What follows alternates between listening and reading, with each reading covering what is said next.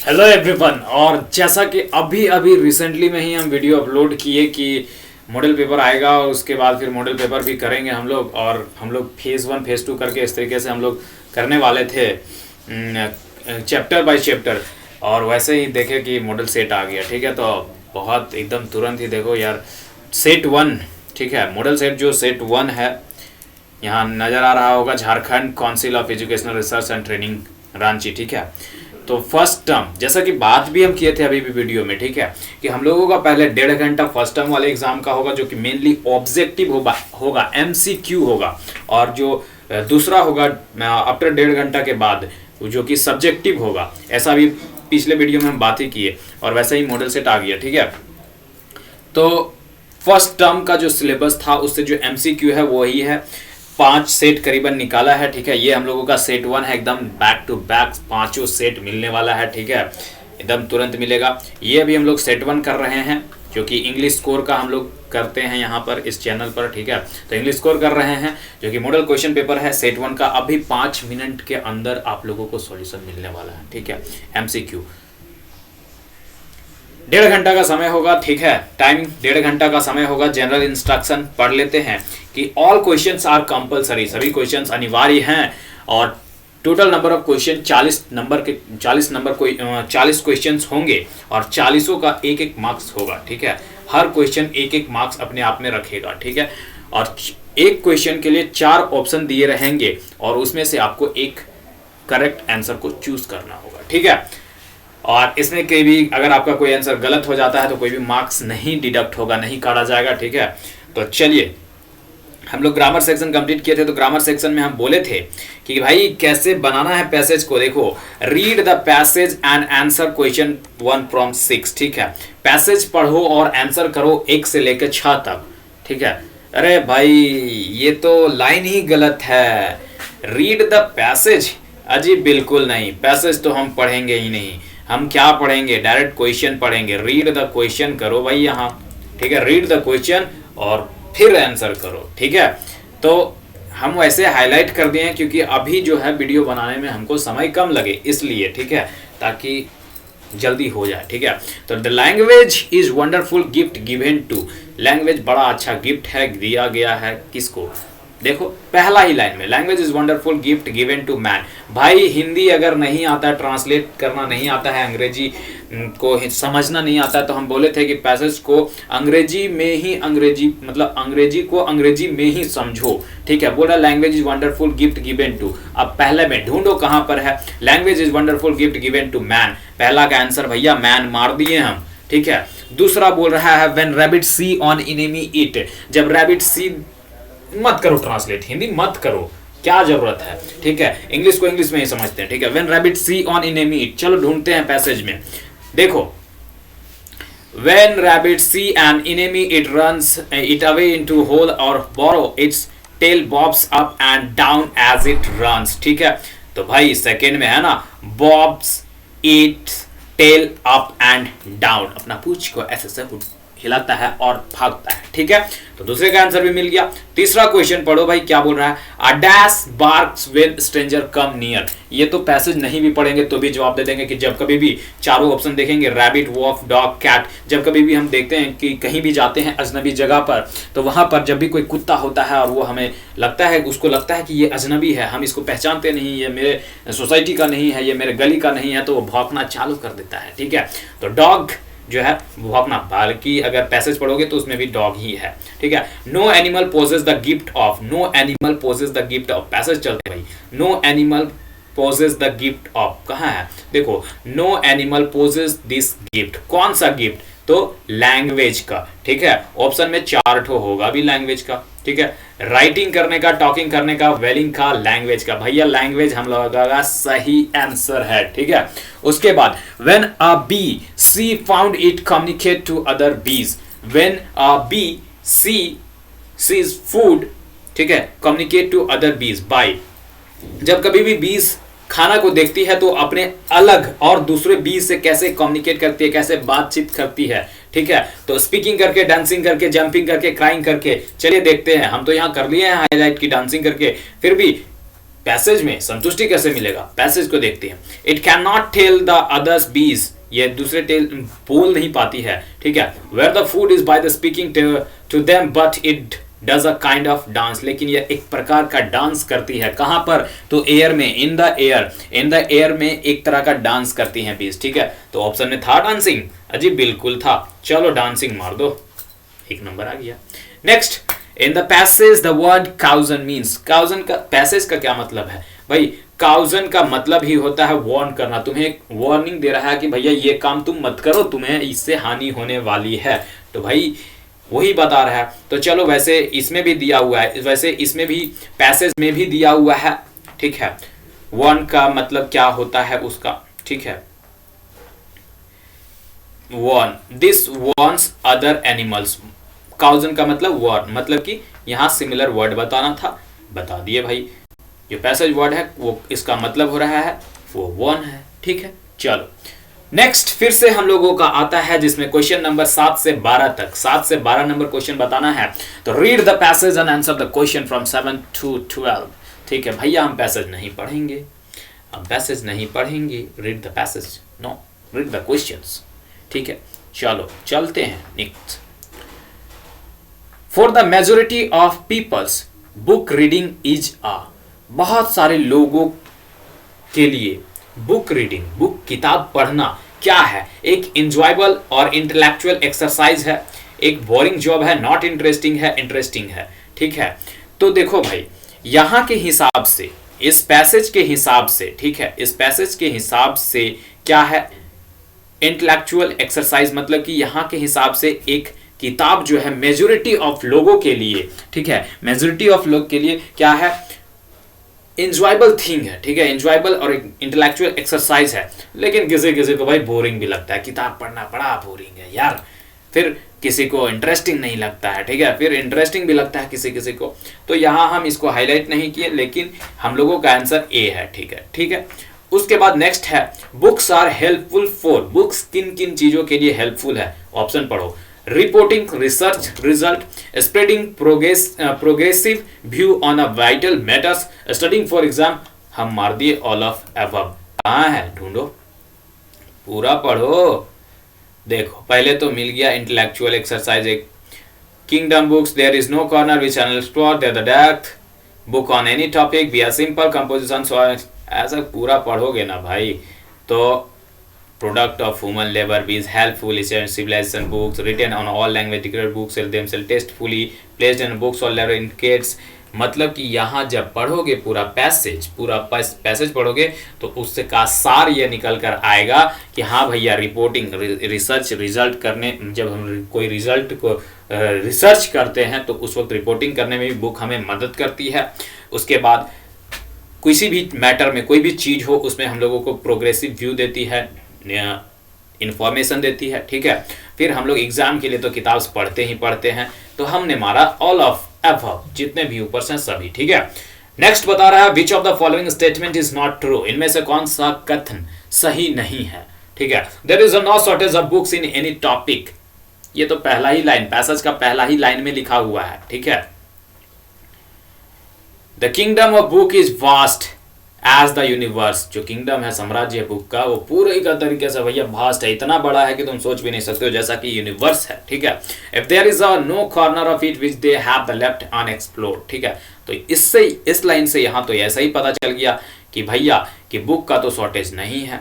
Books are written in all language, जी हाँ books all language में रिटन है। लेकिन यहाँ क्या बोल रहा है, human labour has not contributed to development of books, not लगा दिया, नॉट नहीं होता तो ये भी सही होता। देखो लेकिन भैया ह्यूमन लेबर भी कंट्रीब्यूट करता है बुक्स को, बुक्स के मैटर में, ठीक है। दिखाते हैं कहाँ गया बुक्स रिपोर्ट, हाईलाइट नहीं किए तो थोड़ा पढ़ लो, हाईलाइट नहीं किए, थोड़ा टाइम लग रहा है, पढ़ लो। View on matters on vital concern labour as helpful, है ना। देखो a product of a human labour has been as a helpful to the advancement of civilisation as book, ठीक है ना भाई।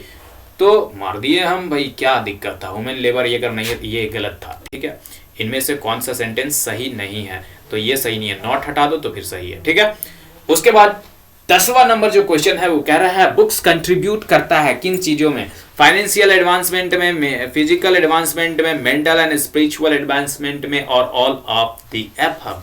तो चलो देखते हैं क्या है passage, mental and spiritual advancement. मिल गया आंसर, तो क्या है, मार दिए भाई C number, mental and spiritual advancement. ठीक है, 11 नंबर क्वेश्चन हम लोगों के पास आ रहा है, the word dash means para 2, the word dash खाली स्थान, जो कि पैरा 2 में तुम्हें देखने को मिलेगा ऑर्नामेंटली। ऑर्नामेंटली का मतलब होता है सजावट उजावट, ठीक है, ऑर्नामेंटली का मतलब होता है सजावट। तो यहाँ डेकोरेटिव शब्द यूज किया गया है, डेकोरेटिवली।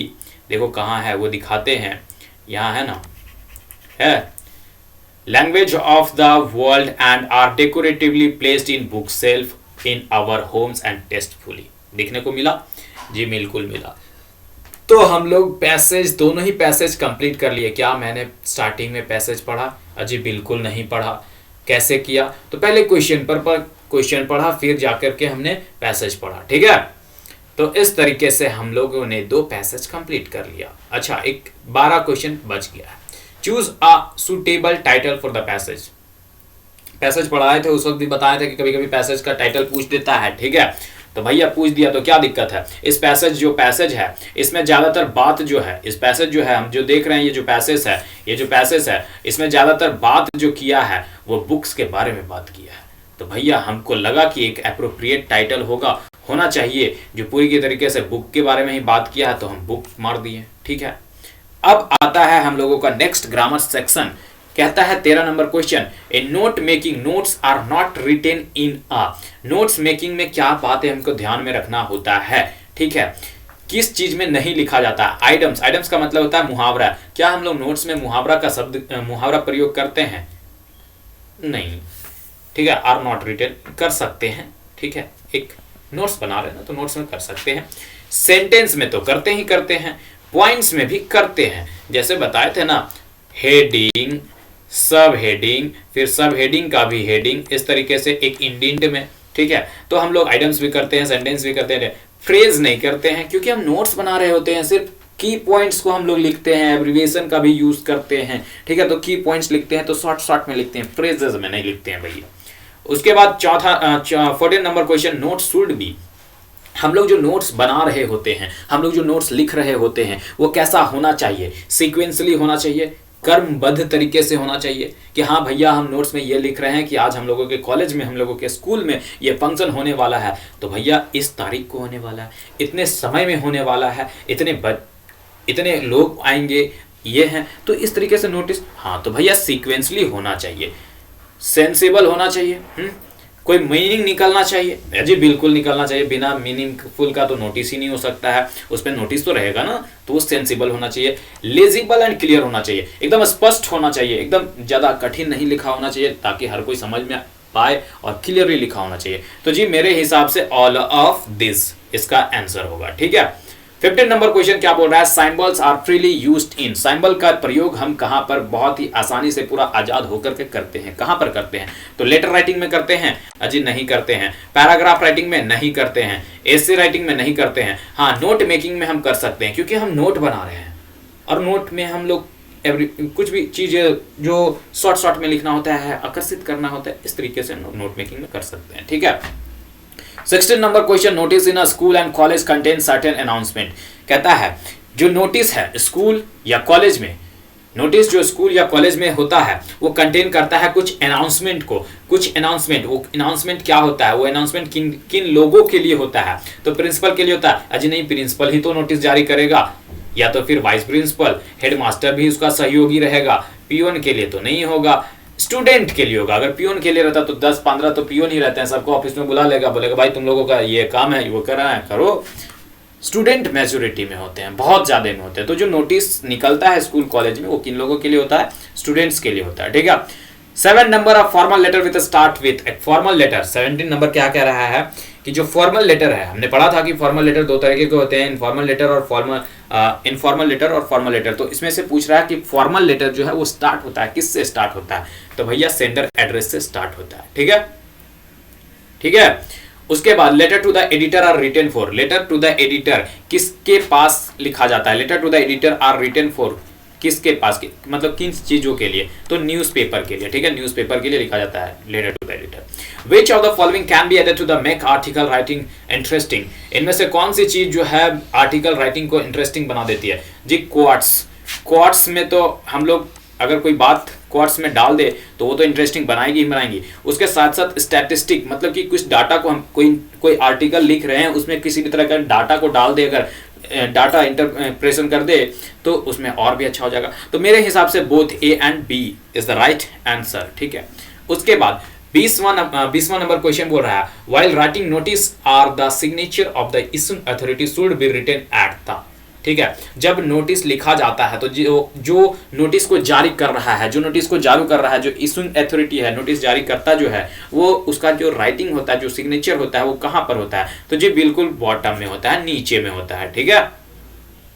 Next, what is the motive of the writing to a letter to the editors, ठीक है। क्या मोटिव, क्या उद्देश्य होता है, ठीक है। जब कभी भी हम राइटिंग लिख रहे होते, लेटर लिख रहे होते किसके पास? लेटर टू द एडिटर, ठीक है, एडिटर के पास लिख रहे होते, तो क्या उद्देश्य क्या होता है? क्या जी हम उसे एक्शन लेने के लिए बोलते हैं? अजी बिल्कुल नहीं। क्या हम उसे डराते हैं, थ्रेटन करते हैं? जी नहीं, कि भाई तुम एक्शन लो, ऐसा डराते हैं क्या? नहीं नहीं नहीं नहीं, ऐसा नहीं करते हैं, ठीक है। उसके बाद to order him to take action, क्या हम उसे ऑर्डर देते हैं कि भाई तुम्हें ये कदम उठाना ही पड़ेगा? अजी बिल्कुल नहीं, ऐसा नहीं करते हैं। हम क्या करते हैं? रिक्वेस्ट करते हैं, to request him to give some space to your letter in him paper. हम रिक्वेस्ट करते हैं कि भैया आप अपने पेपर में एक छोटा सा हमको जगह दे दो और इस जो हम लिख रहे हैं आपके पास उसको प्रकाशित कर दो वहां पर, ठीक है। बस यही काम करते हैं, ठीक है। नेक्स्ट 22 नंबर क्वेश्चन क्या बोलता है? How should an article B ended, article कैसे एंड होता है? आर्टिकल जब हम लिख रहे हो तो आर्टिकल एंड कैसे होता है? थैंकिंग द ऑडियंस, जी हम आर्टिकल लिखे हैं तो thanking the audience, grating the audience with a suitable conclusion, नहीं नहीं नहीं, हम लोग एक कंक्लूजन के साथ जाते हैं, ठीक है। आई थिंक ये गलती हो गया मिस्टेक से, ठीक है। विद अ सुटेबल कंक्लूजन, एक कंक्लूजन, इस आर्टिकल जो हम आर्टिकल जिस चीज के लिए लिख रहे हैं, ठीक है, उसका क्या निष्कर्ष निकला है, वो चीज हम लास्ट में कंक्लूजन बताते हैं कि अगर हम लोगों को किसी चीज के लिए लिख रहे हैं तो ये स्टेप लेना होगा, ठीक है, ये काम करना होगा, तो ये हम लोगों को एक कंक्लूजन के साथ हम लोग एंड करते हैं आर्टिकल को, ठीक है। ऑडियंस नहीं, ठीक है। Who sat on the back bench of the, अब यहां से बुक चालू हो गया, ठीक है। वहां से ग्रामर सेक्शन था, अब यहां से बुक चल गया, ठीक है। Who sat on the back benches of the last French class, ठीक है। फ्रेंच का जो लास्ट क्लास था उसमें जो लास्ट बेंच पे जो बैठे थे वो कौन लोग थे? तो विलेजर्स और एल्डर्स थे, ठीक है, जो पहले पढ़ चुके होते हैं MML से, वो लोग थे। What did MML bring for his class on his last day in the school? एक नया नोटबुक लाए थे जी सबके लिए, ठीक है। Where was साहिब एम्प्लॉयड, जो साहिब है, ठीक है, जो साहिब है लॉस्ट स्प्रिंग से, वो कहां पर एम्प्लॉयड होता है, कहां काम करता है? तो एक टी स्टॉल में, ठीक है। एक टी स्टॉल में कितना मिलता है दिन का? 800 रुपए।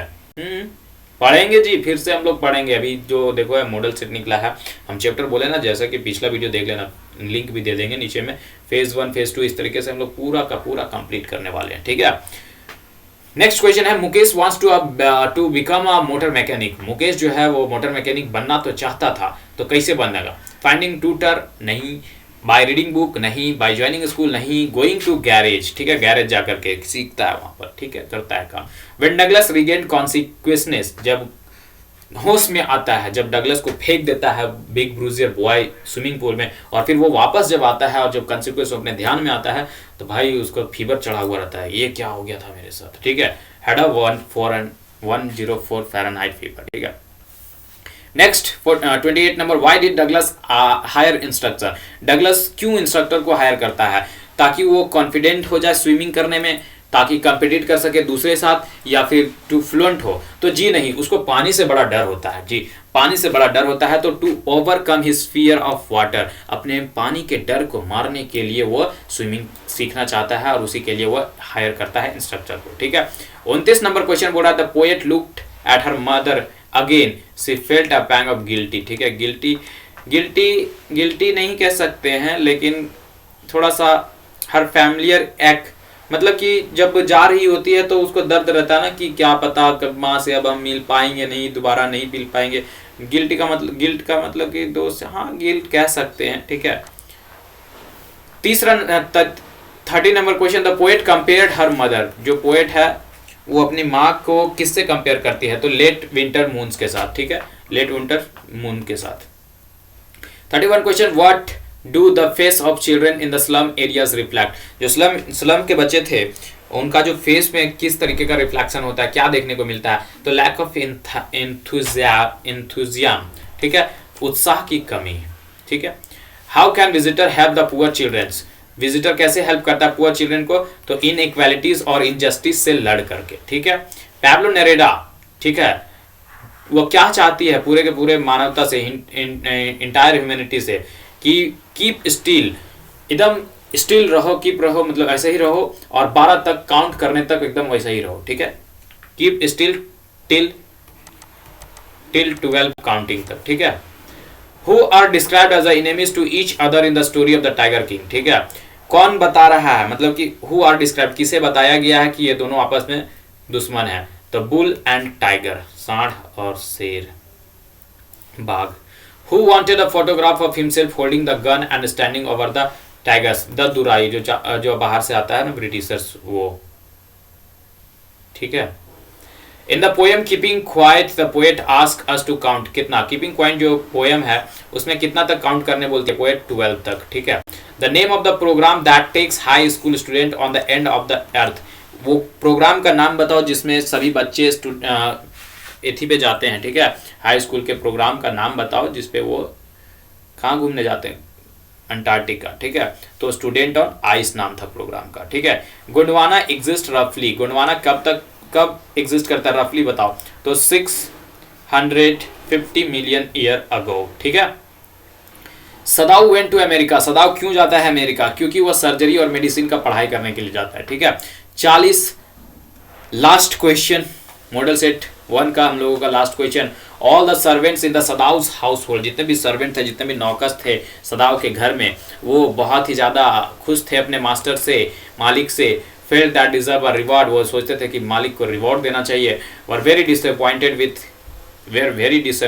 विथ, हाँ डिसअपॉइंटेड तो थे, लेकिन उससे भी, हाँ ये कह सकते हैं, where did not help in treating the soldier, ये वेरी डिसअपॉइंटेड, ठीक है। अब इससे ज़्यादा दमदार हमको ये मिल गया, ठीक है, वेरी डिसअपॉइंटेड, बहुत ज़्यादा डिसअपॉइंटेड भी नहीं कह सकते, लेकिन ये भी तो कर रहे थे कि did not help in treating the soldier, यहाँ आर छूट गया, ठीक है, सोल्जर मतलब जो सोल्जर आया था उसको मदद नहीं कर रहे थे और वो लोग घर से निकल गए थे, ठीक है, तो जो भी अच्छा है, ठीक है। तो भाई हम लोगों का सेट नंबर 1 कंप्लीट हो गया है, और अब आएगा हम लोगों का set number 2, back to back set number 2, 3, 4 ऐसा सब का सब आएगा, ठीक है, बस बने रहो यार, थोड़ा फैलाओ इसको, और क्या बोले, ठीक है, फैलाओ जितना से जितना ज़्यादा हो सके, उसी में सबकी भलाई, ठीक है, क्लियर। मिलते हैं सेट नंबर 2 में।